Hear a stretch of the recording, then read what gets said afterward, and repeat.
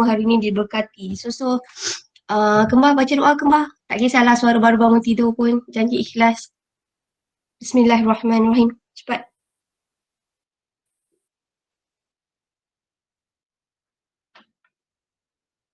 Baca doa. Dengar tak suara saya? Start. Start. Bismillah. Bismillahirrahmanirrahim. Allahumma aftah alaina hikmatak wa ansur alaina min huzaimi rahmatik ya arhamar rahimin. Rabbi shrah li sadri wa yassir li amri wahlul 'uqdatam min lisani yafqahu qawli. Rabbi zidni ilman wa zidni fahman. Rabbana atina fid dunya hasanah fil akhirati hasanah wa qina adzabannar. Sallallahu alaihi wasallam Muhammad wa ala alihi wasallam. Alhamdulillahi rabbil alamin.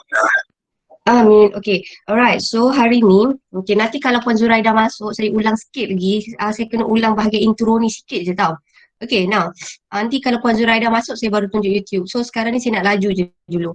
Okay. Now, hari ni kita nak habiskan bab 6. Bab 6 ni, tajuk dia adalah pembahagian sel. So sebelum tu kita dah cerita pembahagian sel ada dua jenis kan. Satu adalah mitosis, satu lagi adalah meiosis. So dalam subtopik ini kita nak belajar apakah kesan jika mitosis dengan meiosis itu berlaku tidak normal. So yang ini 6.41 ni ketidaknormalan mitosis ini adalah mitosis tidak terkawal. Okay, mitosis tak terkawal ni dia akan menyebabkan ketumbuhan. Alright, so ketumbuhan. Sekejap saya ni buat nota tak cantik lah. Dia akan menyebabkan ketumbuhan. Tak dengar, apa tu dia cakap? Okay, saya record. Okay. Ketumbuhan. So ketumbuhan ni nama lainnya hari tu kita kenali dia sebagai apa? Mitosis tidak terkawal. Yes, kita kenali dia sebagai tumor. Nah, tumor ni ada dua jenis. Ini tengok dalam buku tau. Satu adalah benign, satu lagi malignant. Kalau buku lama kita tulis maligna tau. Dalam buku teks awak dia letak N kat belakang. Malignant. Tapi saya rasa tak ada masalah ni. Okay, now antara benign dengan malignant, okay, mana satukah yang kita kenali sebagai kanser? Malignant. Yes, ini yang akan jadi sel kanser. So hari ni kita nak cerita mengenai kanser. Nah, kalaulah dalam notawa, okay, sel kanser invasif ni maksudnya kita sel dia sangat laju tau. Maksudnya daripada macam ni dia terus jadi teruk. Maksudnya kat sini kita nak kata invasif ni adalah apabila kita sel tu jadi lagi cepat dan menyebabkan sel kanser tu jadi lagi banyak. Okay, now ini adalah sel kulit normal, ini adalah sel kanser. Ni sel kanser untuk kulit. Okay, yang ni awak boleh baca sendiri. Okay, ini adalah orang kata extra info. Awak boleh baca. Saya nak cerita yang ini. Ini adalah benigna. Benigna ni biasanya macam biasalah kalau ada kat leher kita terus buang. Ni tak ada masalah.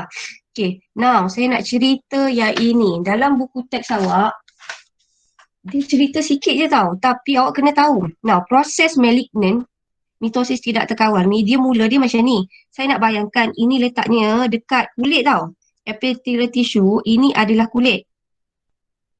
Bayangkan ini adalah kanser. Cikgu tak present. Oh, saya tak present. Okay. Patutlah tak nampak. Okay, thank you. Sekejap.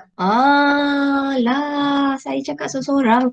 Okay, now. So, saya ulang lagi sekali. So, kita dalam tajuk ni, kita cerita pasal mitosis tidak terkawal.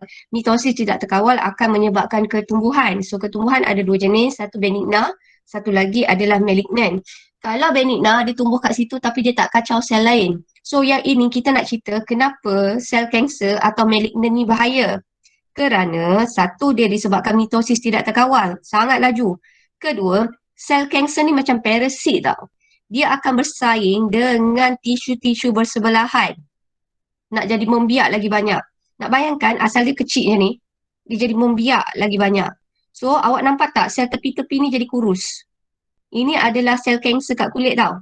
So sel kanser kat kulit ni, kita nak bayangkan sel kanser ni dia akan bersaing dengan sel normal untuk mendapatkan nutrien dan dia jadi lebih besar, banyak sangat. So dia akan memusnahkan sel-sel yang kat tepi tu. Okey, nampak tak? Sini tumor itu akan berkembang di tisu badan dan memusnahkan tisu bersebelahan. Lepas tu bila dia dah invaded lah, saya kata dia dah menakluki leher, dia tak puas, dia masuk dalam salur darah. Bila dia masuk dalam salur darah, dia akan attack sistem badan yang lain. So itu yang bahayanya kanser. Kanser dia tak statik satu tempat. Dia akan bergerak ke tempat yang lain. So itu bezanya dengan benigna. Now, so sekarang kita nak cerita pasal kesan ketidaknormalan proses meiosis. Okay, nanti kita buat soalan objektif tau. Now, kalaulah proses normal, yang ni saya padam dulu. Yang ini saya ambil adik lah. Hari ni adik lah. Kesian Asyik Nabil je kan. Jealous orang lain kan. So hari ni kita ambil adik. Okay. Sekejap. Okay. Katakanlah adik kan. Ini orang normal tau. Katakanlah ini lelaki. Bayangkan ini adik. Tanahlah adik saya minta Mr. X. Sebab ni cerita tak best. Katakanlah ini Mr. X. Ini adalah Mrs. X. Mr. X ni. Dia normal je tau. So, dia akan hasilkan sperma. So, proses menghasilkan sperma, apa nama proses untuk menghasilkan sperma? Mitosis ke meiosis? Meiosis. Meiosis. Kenapa sperma ni kita kata dia terhasil melalui proses meiosis? Kenapa? Sebab setiap satunya unik. Kurang Kerana tepat. ia akan Sebab menghasilkan pembahagian sel berlaku dalam Kenapa? organ pembiakan. Okey, betul. Mazrin, sambung tadi ayat awak tu betul juga. Saya nak dengar Mazrin cakap. Apa Mazrin cakap? Sekali Mazrin. kerana saya akan menghasilkan sel haploid. Ya, padahal paling senang mudah yang awak nampak kat sini. Manusia, katakan Mr. X, bilangan kromosomnya 46. Bila lah menghasilkan meiosis, okey, bilangan kromosom tu jadi haploid, separuh. So, ini adalah sperma. So, sperma wajib dihasilkan melalui proses meiosis sebab kita nak hasilkan bilangan kromosom yang separuh. Kemudian, kita tengok dekat sini, katakanlah ini Mrs. X. Mrs. X ni, kita nak tengok dekat sini, dia hasilkan ovum. Okey, tetapi ovum yang dihasilkan tu, tak, bilangan kromosom dia tak normal. Satu 24, satu lagi adalah 22. Now, ingat tak dalam proses meiosis, kromosom homolog kena berpisah? So, senang kata macam ni tau. Everything happen for a reason. Kita rasa sedih kromosom homolog tu kena berpisah. Tapi kromosom homolog wajib berpisah. Kalau kromosom homolog tidak berpisah, senang kata kromosom homolog tu tak berpisah, satu pasang je tak berpisah.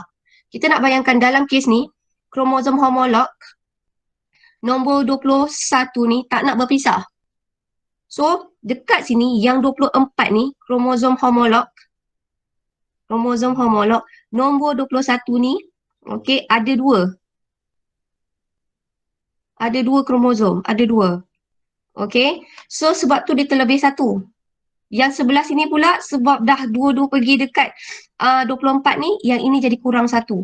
Okey, so proses kromosom homolog tidak berpisah. Okey, kita panggil dia sebagai tak disjungsi. So kromatik ni gagal berpisah, ayat lainnya adalah kromosom tak disjungsi. Disjungsi. Okey, so bila persenyawaan berlaku, dia hasilkan anak tu adalah 47. Tapi dalam kes ni kita tak boleh kata semua orang yang ada kromosom terlebih satu sebagai Down syndrome tau. Dia ada serta penyakit yang lain. Down syndrome adalah disebabkan oleh kromosom nombor 21 dia terlebih satu. Nampak tak kat sini Tuhan dah jadikan kromosom ni berpasangan. Cantik je ni couple. Sekali yang ini nombor 21 ni ada orang ketiga masuk line. So bila ada orang ketiga dekat bahagian ni, kesian kat sini ni, dia ada 3. 1, 2, 3. 3. So bila kat sini terlebih satu. So teka dekat sini, Down syndrome ni laki ke perempuan? Down syndrome ni laki ke perempuan? Sekejap, saya kena baca chatting lah chat. Cikgu tak share screen. Oh, tak perasan. Okay. Now. Okay, so ini Down syndrome ni lelaki ke perempuan? Down syndrome ni lelaki ke Perempuan. perempuan? Kenapa awak cakap dia perempuan? Sebab dua-dua X. Yes, sebab dua-dua X. So kesimpulannya, kromosom homolog kena berpisah. Jika dia tidak berpisah, gamet yang terhasil, so saya tulis kat sini, kromosom homolog wajib berpisah. Jika tak berpisah, ia akan hasilkan gamet yang terlebih atau terkurang kromosom. Sebab tu pernah tak saya dengar, saya ada cerita pasal Klinefelter. Klinefelter ni adalah satu keadaan kromosom seks tu ada banyak. Maksudnya 44 tambah X, X, Y. Kalaulah 44 tambah X, X, Y, ini adalah kromosom seks tu yang gagal berpisah. Ataupun tak disjungsi untuk kromosom seks. So, senang kata kromosom homolog wajib berpisah.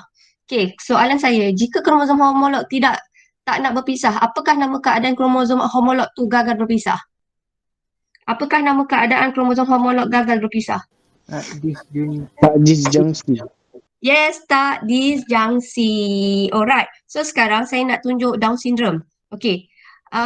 Video ni tadi saya dah tunjuk. Yang ini saya buat laju sikit. Ini adalah sel kanser. Tadi saya dah tunjuk. Saya tunjuk lagi sekali. Tak ada suara tau. Awak tengok sendiri. Kalau awak tengok sendiri dia ada suara. Saya suka yang ini sebab satu tau. Dia dramatik sangat bunyi dia. Kalau korang tengok kat handphone korang sendiri, dia dramatik. Now, ini adalah sel normal. Sel normal ni, dia punya pembahagian sel dia relax je. Dia pada kitar yang betul. Pada masa yang betul. So, sel yang terhasil ni, bilangan kromosom dia sama dengan yang induk, yang asal. So, yang merah dengan yang kuning ni, bilangan kromosomnya sama. So, bentuk dia pun sama. Dia blend in. So, ini adalah mitosis. So, ingat tak, mitosis adalah proses pembahagian sel yang menghasilkan dua sel anak. Setiap sel anak bilangan kromosomnya sama dengan asal atau sama dengan induk. Tapi ini adalah sel kanser. Sel kanser ni kita kata dia ganas tau. Mitosis tu berlaku cepat sangat. Kemudian mitosis tu berlaku cepat sangat, sel anak yang terhasil tu bilangan kromosom dia tak normal. Jadi bila bilangan kromosom tu tak normal, sel atau tisu-tisu yang terhasil ni pun tak normal. Dia jadi sekelompok tisu yang tak normal. So sekelompok tisu yang tidak normal ini kita kenali dia sebagai tumor. So yang awak nampak ni, okay, ini adalah tumor. So tumor ni kita nak cakap dekat sini, kalaulah tumor ni boleh attack ke sistem badan yang lain, kita kata tumor tu jenis apa? Benigna ke malignant? Kalau tumor tu jenis ganas, benigna ke malignant? Malignant. Yes, malignant. So awak nampak tak? Ini adalah diorang compare. Nampak tak? Saya tunjuk kat bawah ni tau. Saya pause sekejap. Normal cell, tengok dia punya kitar sel dia terlampau laju tau. Kalau normal cell, bilangan sel tu baru 16. Tapi sel kanser, pada waktu yang sama, masa tu kita tetapkan malar kan, jumlah sel yang tak normal terhasil dah 280. Nampak tak? Dia punya pace kitar sel tu terlampau laju. Ini yang kita panggil dia sebagai invasive. Saya tak ingat bahasa Melayu apa. Dia macam ganas, pap. Macam orang main rugby tu yang ganas main, ni kita kata invasive. Alright. So, nampak tak? Sini 16, sini dah beratus-ratus. 280. Okay. Now, dia jadi laju. Ni baru hari kelima. Awak tengok hari kelima tau. Tengok hari kelima. Sel normal baru 32. Sel kanser dah 1480. Nampak tak betapa lajunya sel tu? Okay, so ini bahayanya kanser. Sebab tu kanser walaupun kita dah buang ketumbuhan tu, kita kena buat kemoterapi ataupun Down syndrome. Okay, kemoterapi Down syndrome pula. Kemoterapi dengan radioterapi. Okay, sekejap. Saya nak ambil yang senang kot. Awak nak tengok yang mana yang ni tadi best ke?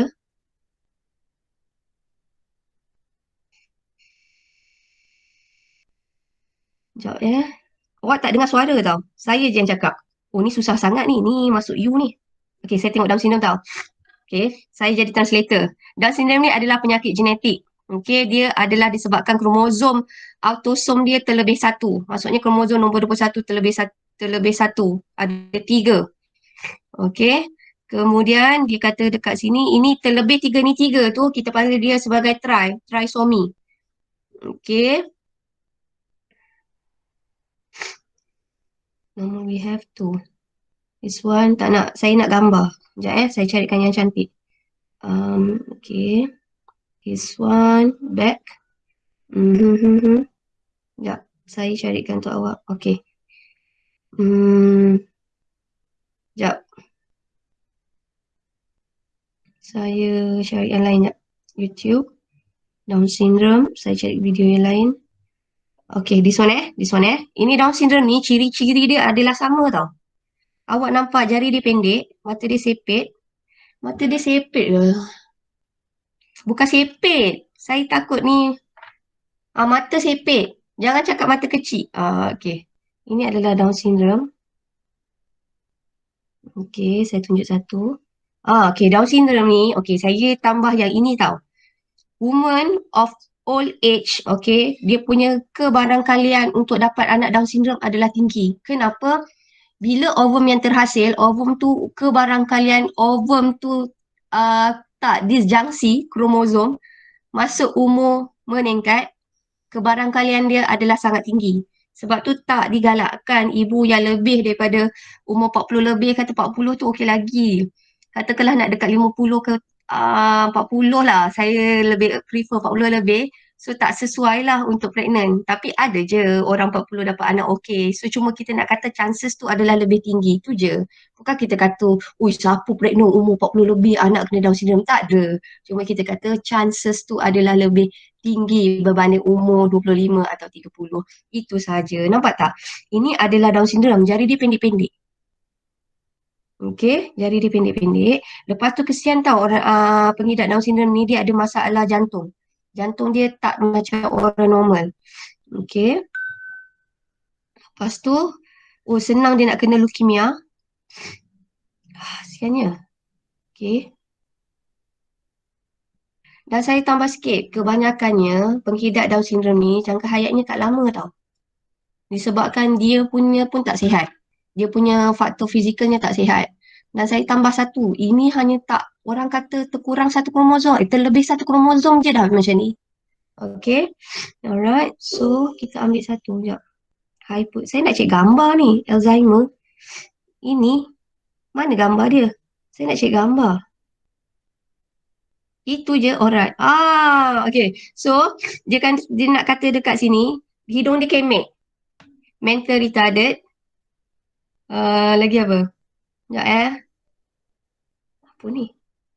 Ada tak gambar lain? Saya nak cerita Ini adalah hidung tau. Kalaulah hidung, okey, hidung Down syndrome ni, dikata hidung dia, bahagian hidung ni adalah pendek. Dan satu lagi tau, saya tambah satu. Yang ini masa saya pregnant dulu. Doktor ni bijak, doktor ni punyalah bijak. Actually dia kata daripada kalau dia scan baby kan dalam perut, dia boleh tahu kalau baby tu ada Down syndrome ke tak. Dia kata kalau baby tu ada Down syndrome, kita punya tulang belakang, kalau you guys rasa tulang belakang korang bukan straight macam ni tau. Kan dia ada macam lengkung. Rasakan tak korang punya tulang belakang? Cuba rasa tulang belakang korang. Mana ada straight macam ni kan? Dia ada melengkung sikit. So dia kata kalau orang normal, okay, kita boleh agak daripada bentuk tulang belakang dia. So kalau Down syndrome, tulang belakang dia tak curve tau.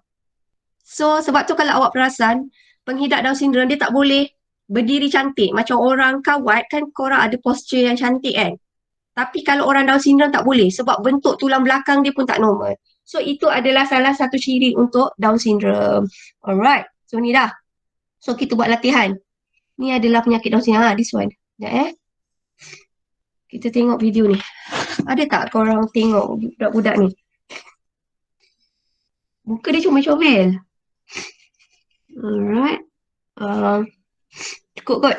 Nanti awak boleh tengok sendiri. So kita buat latihan terus tau. Alright. Now, ini dah. Ini dah. Okay. So, awak cerita Down syndrome sahaja. So, kita buat latihan. Buat latihan objektif. Awak tengok latihan ni pada Ni, saya ada bagi kat sini. Sekejap ya. Jom, kita terus buat latihan. Okey. Kita mula tadi siapa baca doa? Siapa yang baca doa saya? Siapa yang baca doa tadi? Siapa yang baca doa? Okey, awak pilih siapa yang awak berkenan untuk jawab soalan nombor 1 ni. Sebelum tu simpan dulu dalam hati. Wazif ke Wafiq? Simpan dulu kejap. Okay, saya nak cerita. Yang ini adalah aplikasi soalan nombor 1 ni. Soalan nombor 1 ni adalah aplikasi mitosis tau. Dalam aplikasi mitosis. Okay, aplikasi mitosis. Okay, aplikasi mitosis ada 2. Satu adalah pengklonan. Kita kata aplikasi mitosis adalah pengklonan haiwan dan satu adalah pengklonan tumbuhan yang kita panggil dia sebagai kultur tisu. Now, ini adalah pengklonan haiwan iaitu diklonkan, bayangkanlah biasanya adalah anak kambing. So soalan dia biasanya awak tengok yang kita klon, awak tengok yang mana satu ada nukleus. So soalan ni awak tengok nukleus tu asalnya dari mana. So tengok nukleus ni asal tu adalah daripada X. So dia kata dekat sini X berbulu hitam. So yang ini adalah hitam. Yang ini adalah putih. Kalaulah klon biasanya dia tengok siapa nukleus tu asal dari mana. Sebab tu kalaulah ovum yang didermakan ni mesti kosong, dia buang. Ini nukleus ni dibuang. Kenapa nukleus daripada ovum ni perlu dibuang? Kenapa dia perlu dibuang? Soalan saya dulu. Kenapa dia perlu dibuang? Kenapa dia perlu dibuang? Nak bagi klon tu sempurna. Kurang tepat. Ayat lain, kenapa dia mesti kena buang? Kenapa ovum, nukleus dia kena dibuang? Kita tinggalkan nukleus penderma sahaja. Kenapa? Sebab klon tu kita nak hasilkan anak yang macam mana? Yang sama dengan induk. Yes, klon ni adalah anak mesti sama dengan induk. So, kita buang nukleus penderma ni sebab kita tak nak ada genetik atau ciri-ciri sama dengan yang ini, dengan ovum. Sebab tu kita buang. So, soalan dia, ke warna bulu air kambing biri-biri ni warna apa? Hitam ke, putih ke atau perang? So, Wazif ke Wafiq tolong pilih untuk soalan yang ini.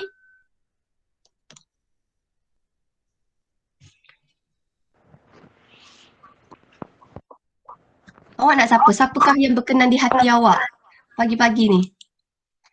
Mama ni ada cepat. Ada 30. Apa seronok sangat ni? Suruh pilih je.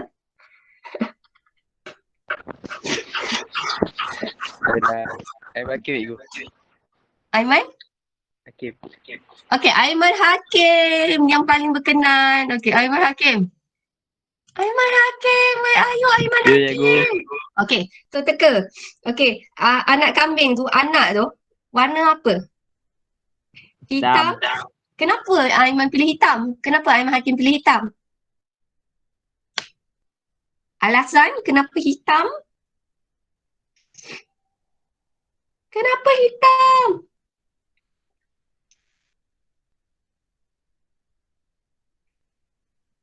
Sebab nukleus tu asal daripada penderma yang warna hitam. Okey, saya tahu awak jawapan dia macam tu. Saya tahu tapi cuma saya saja je nak bagi awak confirm. Macam mana nak cakap, bagi awak kukuh lah alasan tu kenapa. Alright, so ni simpan dulu dalam hati tau. Ni ulang kaji. Mitosis ada berapa peringkat? Mitosis ada berapa peringkat? Sekejap saya tengok chatting. Berapa Kila? 4. 4. Okey, kita ada Pak Mat tau. Kita ada Profasa, Pak Mat. Profasa, Metafasa.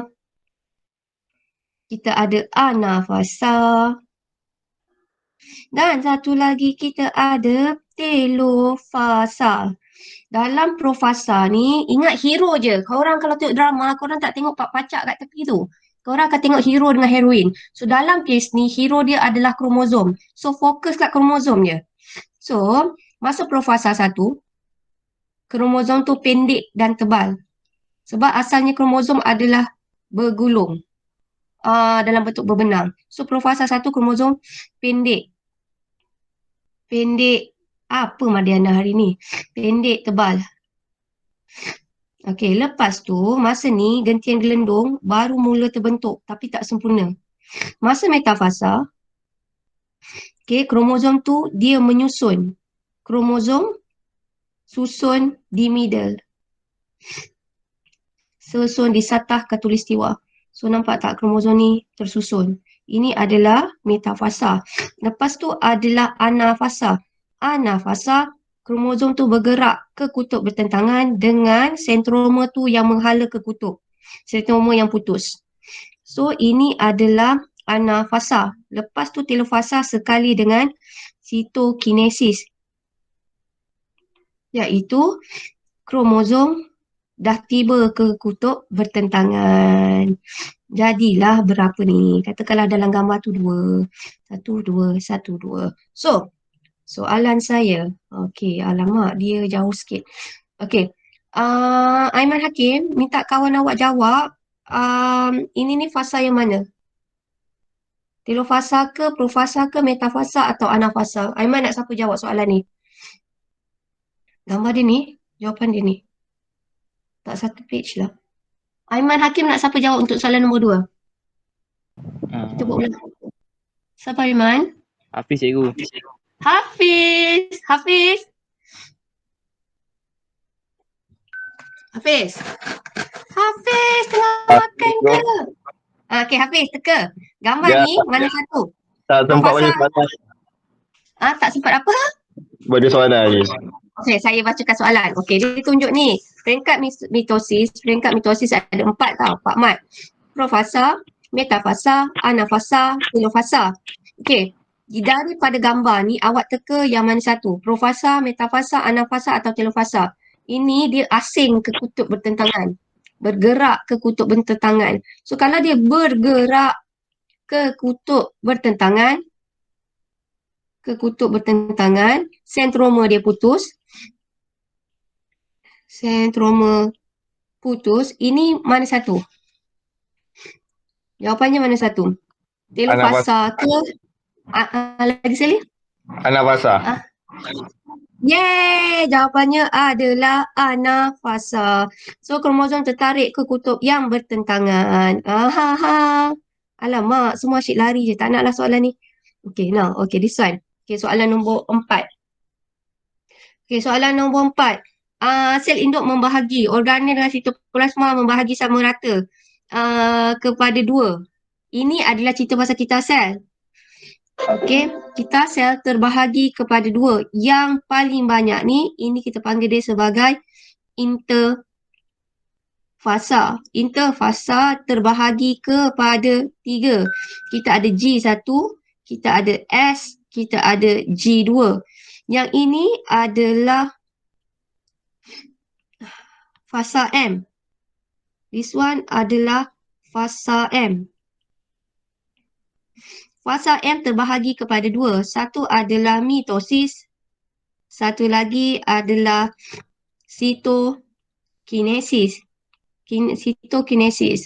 Okey, ni saya ambil sini. Ini adalah sekejap. Okey. Sini adalah G1. Sini adalah S. Sini adalah G2. So, awak teka. Dia kata dekat sini organel dengan sitoplasma membahagi sama rata kepada 2 anak. Ini sitoplasma membahagi. So, kalau sitoplasma membahagi, mana satu?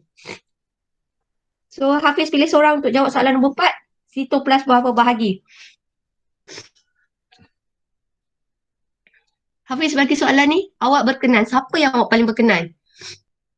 Awak berkenan kat siapa? Awak tidur hari ni, awak teringat kat siapa mula-mula tadi? Afwan, Afwan. Afwan terharu tak? Bangun-bangun je Hafiz ingat awak dulu. Di mana Afwan? Perempuan. Afwan! Buat kuih ke? Ke line dia tak elok? Afwan!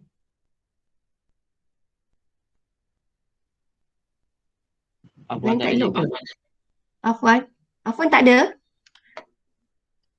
Saya rasa line tak elok lah. Selalu Afwan ni. So okay. Hafiz, orang kedua yang awak teringat lepas bangun tidur. Nabil. Nabil. Semua pengawas je yang diingat ni. Okay. Now, Nabil. Teka Nabil. Kacang Oh. ni Nabil. Jawapannya CEO. Okay.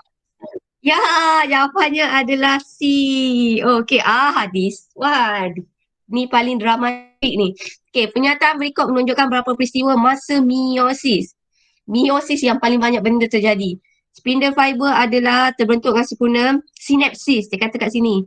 Sinapsis ni berlaku, sinapsis berlaku. Kromosom homolog berpisah tertarik ke gentian gelendung. Nukleus membran hilang.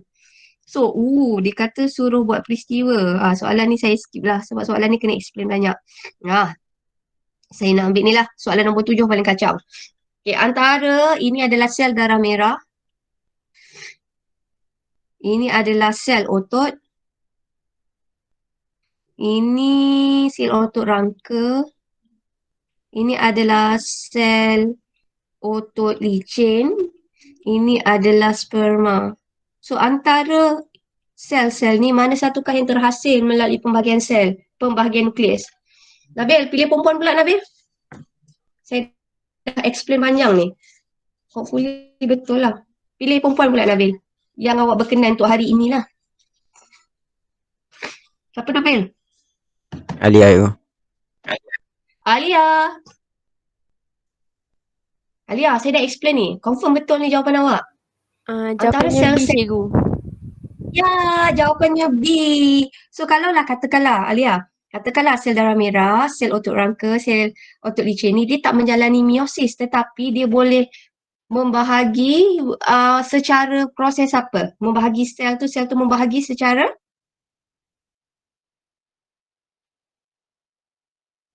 pembahagian sel ada dua. Satu meiosis, satu lagi? Mitosis.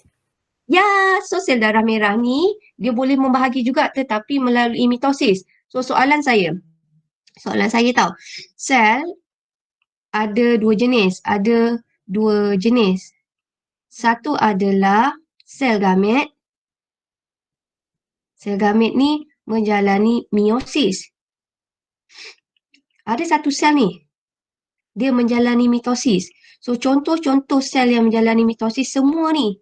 Okay, sel darah merah, sel otot rangka, sel otot licin. Okay, now sel darah merah, sel otot rangka dan sel otot licin, sel-sel ini menjalani mitosis. Oleh itu sel ini dikenali sebagai sel apa? Sel, dia start huruf S. Lepas tu O. Lepas tu M. Ya, sel soma. Thank you Aiman Fazli. Okay, this one. Okay, yang ni saya tanya. This one. Ini adalah mitosis. Okay, Alia nak siapa? Nak bagi perempuan lah Alia, saya teringin lah. Perempuan ni selalu malu-malu, saya teringin nak dengar suara. So, Alia nak bagi soalan nombor 9 ni pada siapa? Ain. Ain. So, teka Ain. So, mitosis tadi, kita bincang mitosis ada 4 peringkat. Pak Mat tau. Profasa, metafasa, anafasa, telofasa. So, macam mana nak susun? Siapa dulu? Okey. Kalau yang ini saya... okay. Jawapan dia? B. Jawapannya adalah B. Brazil, is it? Brazil Okay. So, kita tengok tau. Dia kata ni. So, paling akhir of course adalah P. Ini adalah telofasa dengan sitokinesis. Telofasa dengan sitokinesis. Ni yang menyusun dekat middle ni apa ni? Ain? Yang menyusun kat middle ni. Q ni apa? Kalau yang menyusun kat middle, kat Sata Khatulistiwa. Metafasa. Yeah, metafasa. Yang ni dia asing ke kutub bertentangan ni? Anafasa. Anafasa, tapi gambar ni tak cantik lah sebab sentroma dia ada. Anafasa. So jawapannya betul. S dulu. So ini adalah profasa. So jawapannya adalah S, Q, R dan P. Ya, okey. Nah, soalan ni senang je ni. Kitaran pertumbuhan dan pembiakan pada organisma mati sel dikenali sebagai Allah, senang ni. Ain, bagi mana-mana. Saya dah tak kisah. Laki perempuan, yang mana satu? Yang berkenan kat hati awak hari ni. Awak nak siapa? Akilah. Akilah. So, Akilah, apakah jawapannya Akilah? Ni senang Akilah.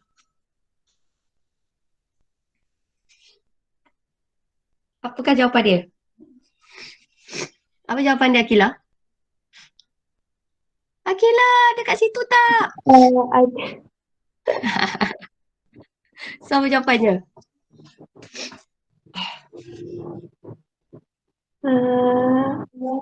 Dia kata kitaran. So, dah bagi hint depan tu.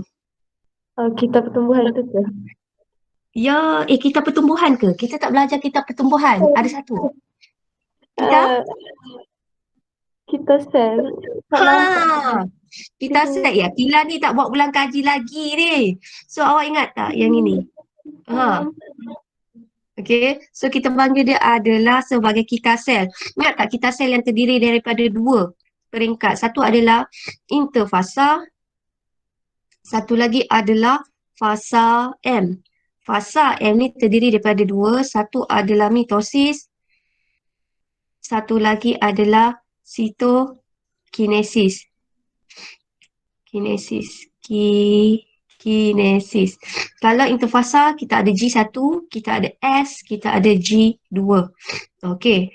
Nah, mitosis 2 kali. Ni tak nak. Ni tadi dah. Ni lah best ni. Kambing ni kan. Okey. Right. So, Akilah nak siapa jawab soalan ni? Siapa yang paling awak berkenan hari ni? Nak siapa Akilah? Ini tadi soalan ni kan sama dengan soalan first. Cuma yang ini ditunjuk kambing betul lah. Aiman. Aiman ada banyak kan? Banyak ke? Aiman Fazli, Aiman Zakwan. Aiman Zakwan. Aiman Zakwan, teka. Kambing ni yang mana satu akhirnya? Oh, Serigit Mada. Ni mak dia, ibu tumpang dia, awak teka. Anak dia, nanti anak yang lahir, kambing bibi dia yang lahir tu yang mana satu? A, B, C atau D? Aiman Zakwan. Aiman Zakwan, ada tak?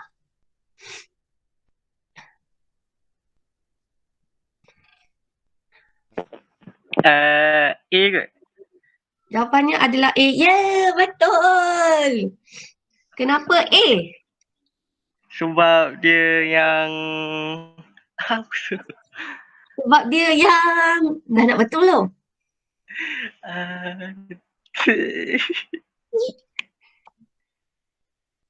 Sebab nukleus tu, kromosom tu asalnya dari mana? Dari yang ini kan? Saya tahu, saya saja nak tahu kata-kata sebab ovum ni nukleus dah dibuang. So of course dah dia takkan ikut yang ni. Okay, so dia mesti ikut asal. Nukleus tu asal dari siapa? Nukleus asal daripada ni. Ini yang ada nukleus. So jawapannya adalah A. Alright. So, I love this one. Ni tak ajar ni. Okay, so awak simpan dulu dalam hati tau. Awak simpan dalam hati. Saya nak bayangkan proses mitosis ni, kenapa mitosis ni sesuai untuk tumbuhan. Saya nak kata macam ni, aplikasi dalam proses pembahagian sel untuk tumbuhan adalah kita panggil dia adalah kultur tisu. Pengklonan dalam tumbuhan kita kenali sebagai kultur tisu. Tisu culture. Kultur tisu. Dalam kultur tisu ni dia mula macam ni. Ambil mana-mana bahagian daripada tumbuhan. Katakanlah saya ambil mana-mana bahagian ini, katakanlah saya bayangkan ini daun dia. So asal ni, ini kita panggil dia sebagai explant. Explant ni yang kita kutip dari mana-mana bahagian tumbuhan, tak kisah mana-mana, explant ni, kita masuk dalam satu petri dish. Dalam petri dish ni, dia ada nutrien dengan hormon pertumbuhan.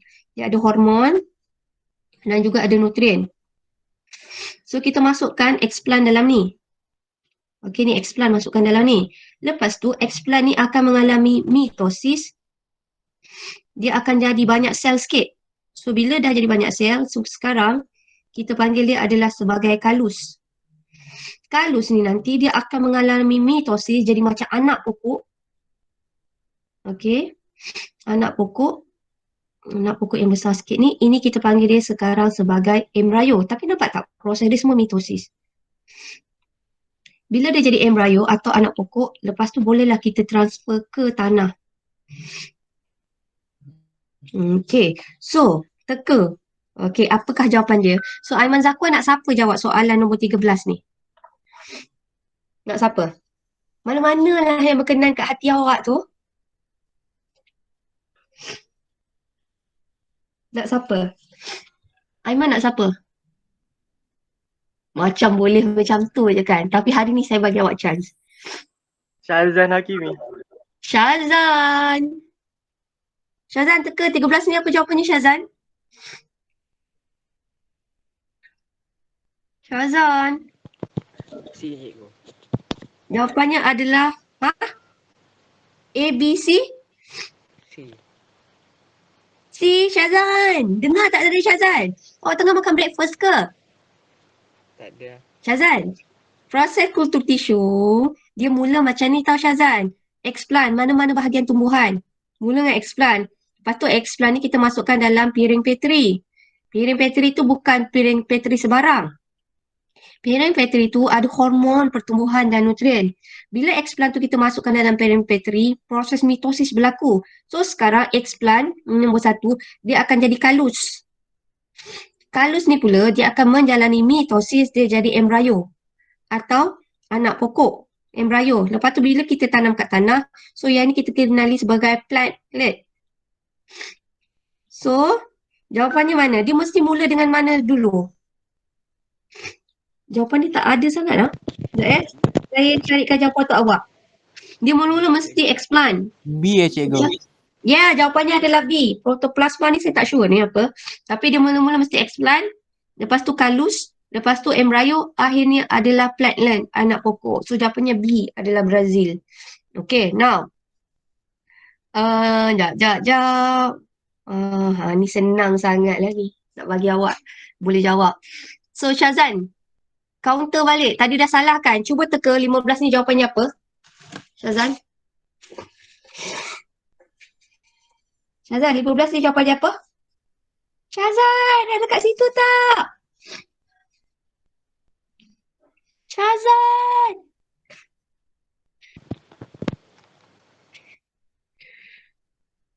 Syazan, mitosis ni, keyword dia adalah PAMAT. P-M-A-T.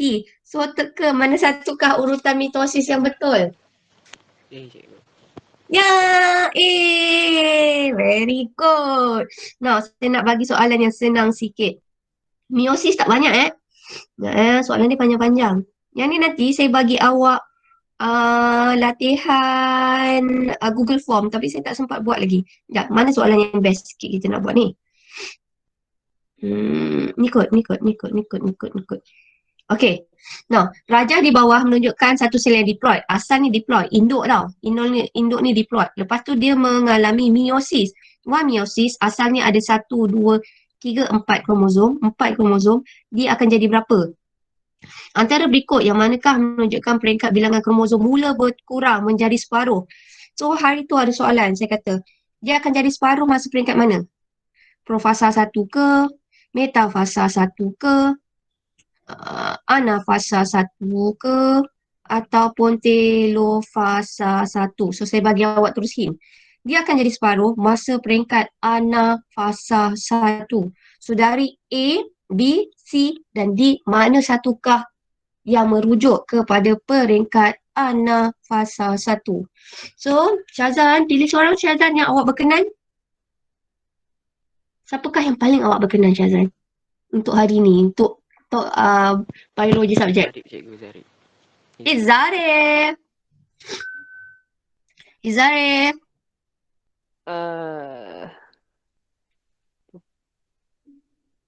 Dia anafasa ni asing ke kutub bertentangan?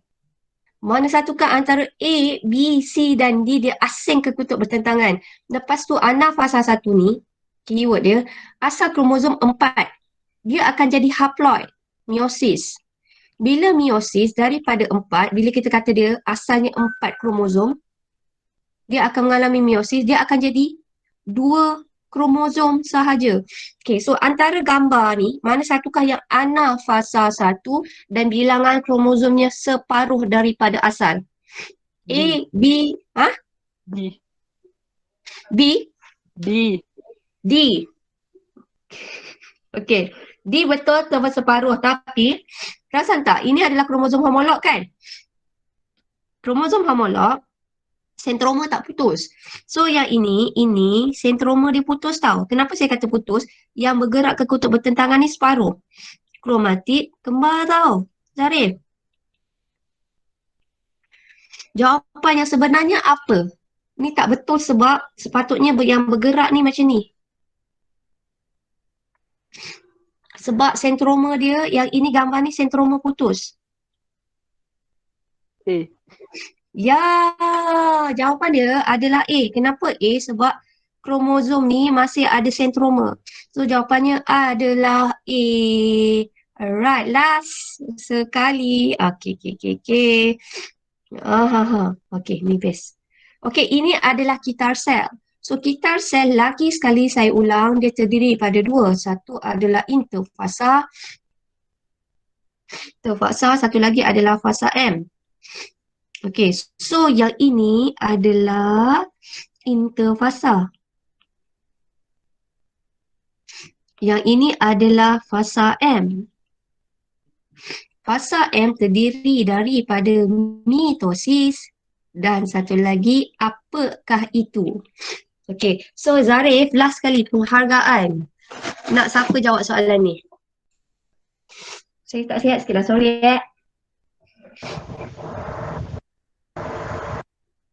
Awak nak siapa Zarif?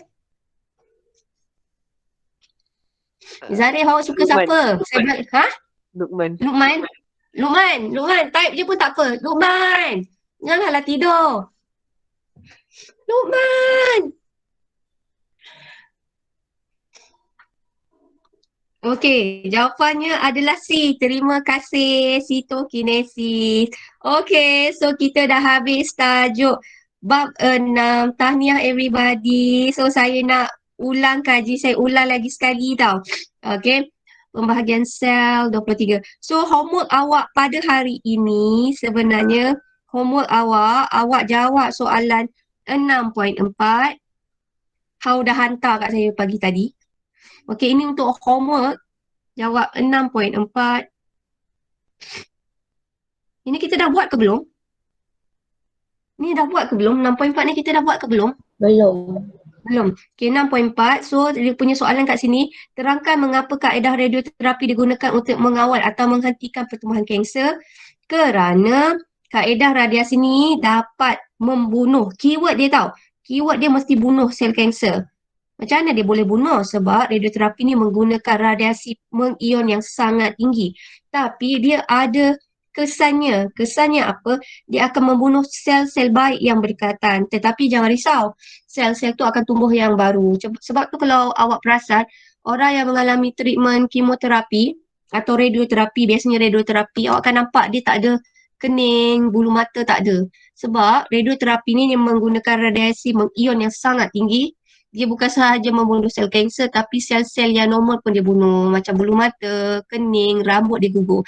Tapi jangan risau, selepas habis treatment radioterapi, sel-sel tu akan tumbuh baru. Okay, now keadaan tak disjungsi dalam manusia akan menyebabkan penyakit genetik seperti Down syndrome.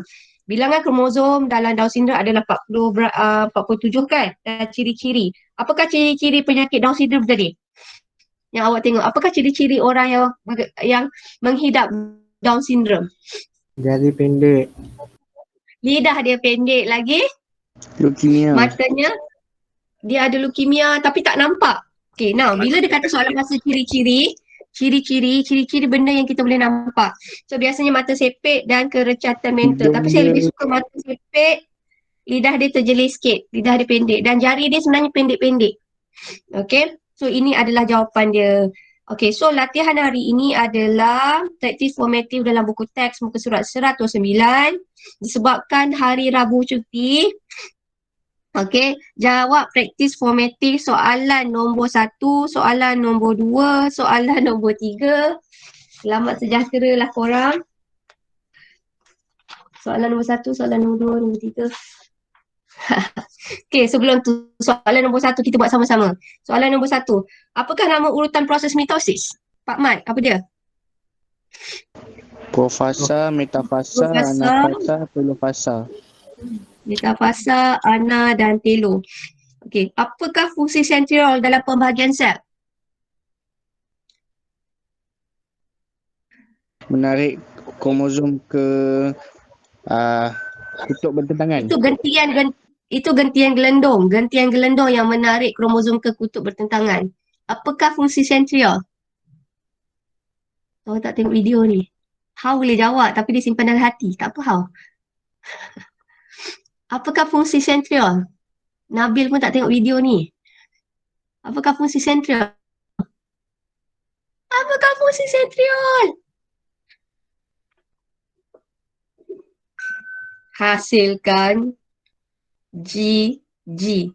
GG tu apa nama panjang dia? Nama glamour dia GG. Nama panjang dia apa? Yeah, gentian gelendong. Okay, nyatakan perbezaan antara metafasa dalam mitosis dan metafasa 1 dalam meiosis. Kacang gila.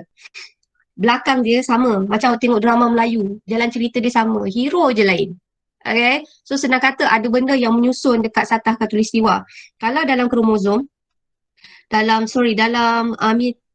mitosis, okay, kromosom yang menyusun kat tengah. 1, 2, 3. Tapi kalau dalam meiosis, dalam metafasa, kromosom homolog yang menyusun. Maksudnya 1 GG ada 2 kromosom. Okay, ini tak cantik ni, mana boleh 3. Okay, alright. So, nampak tak? Keyword dia kat sini je. Belakang tu, cerita dia sama. Yang menyusun, cerita dia menyusun di satah khatulistiwa. Bezanya depan. Kalau mitosis, kromosom metafasa yang menyusun adalah kromosom. Tapi dalam metafasa 1, dia menyusun adalah kromosom homolog. Okay, so buat 3 dia dah. Okay, jap. Soalan nombor 4. Okay, apakah kepentingan proses pembahagian sel yang berlaku di sel akar? Sel akar ni adalah mitosis. Mitosis untuk apa? Bila mengalami mitosis, dia akan menyebabkan apa pada sel tu?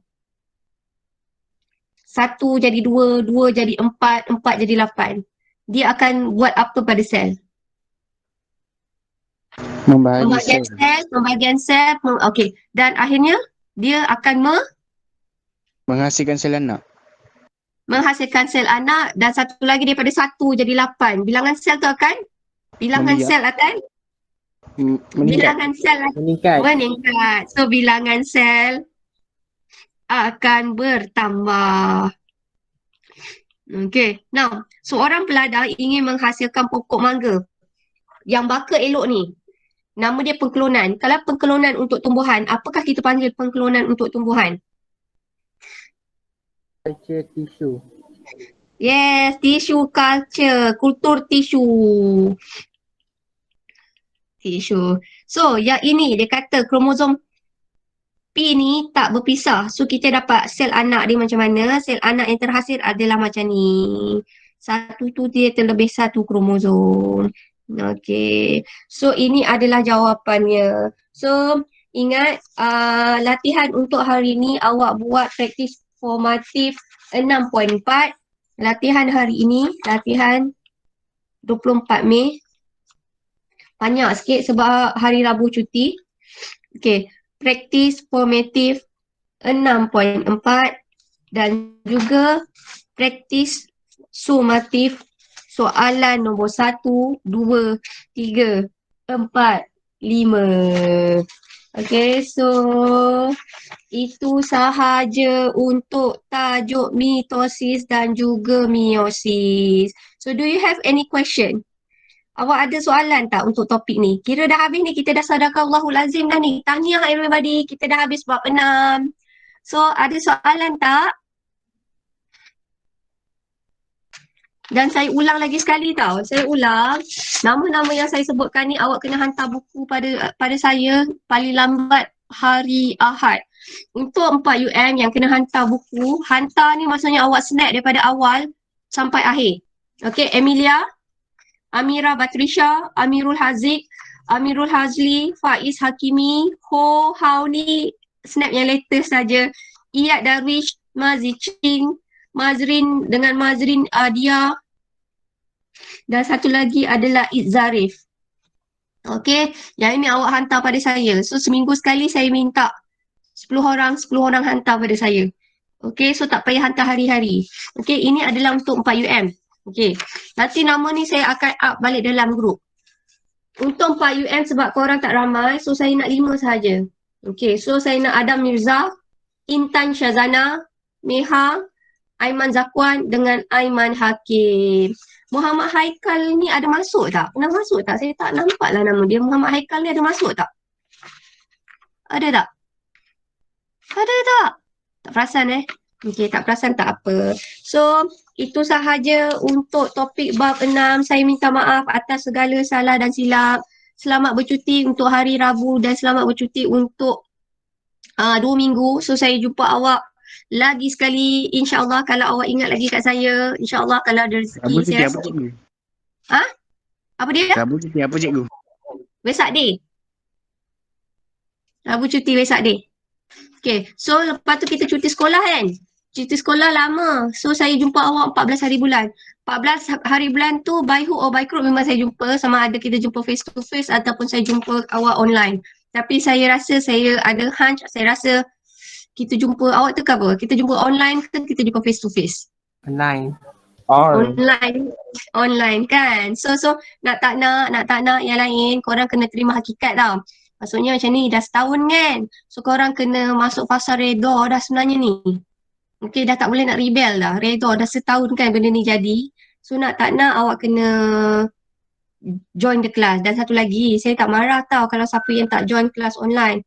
Yang paling penting, 4 UPSI. Yang paling penting, kan saya ada buat recording. Okay, so awak boleh tengok recording. Nak 1000 daya, tak nak 1000? Yeah, pandai. So, itu sahaja. Thank you so much. So, korang bolehlah breakfast ke, makan ke, or anything. Betul kan? Tak ada soalan kan? Okay. Ada tak? Last tau, last lah macam ni. Korang tak ada soalan, saya tanya. Okay, last. Pembahagian sel ada berapa jenis? 2. Apa tu? Meiosis dengan Meiosis dan mitosis. Okay, kalau sperma, masuk yang mana satu? Meiosis. Okay. Kalau lah sel darah merah? Mitosis. Yes, mitosis. So, katakanlah penyakit Down syndrome tu disebabkan oleh apa? Bilangan kromosom yang terlebih atau Bilangan sekurang. kromosom dalam gamet adalah terlebih. Kenapa bilangan kromosom dalam gamet boleh terlebih? Disebabkan kromosom homolog. Tak mengalami Yes, berlakunya tak disjungsi. So itu sahaja. Thank you so much. Okay, bye. Puan Zuraida tadi masuk, perasan tak? Perasan. Okay, thank you so much. Okay, yang join. Okay, yang join. Okay, bye. Terima kasih.